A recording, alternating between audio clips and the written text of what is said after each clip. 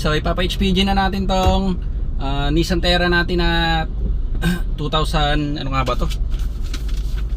Yan na talaga si mama. Yung 2020 na Nissan Terra EL na puti.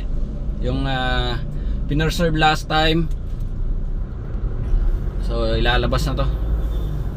So ipo-full na to bukas. So kailangan mo HPG na to ngayon para bukas na umaga pagdating ng kliyente. So babiyahe na lang sila. Ilalabas na lang sila. Hindi na sila mag-aantay. So kailangan may pa-HPG mo na to kasi para sa sagot kasi natin ang transfer nito.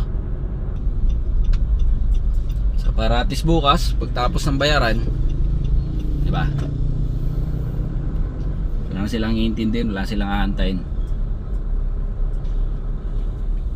So pagas muna tayo. Ipultang ko na natin ng 200 to. So natagalan sila sir dito pag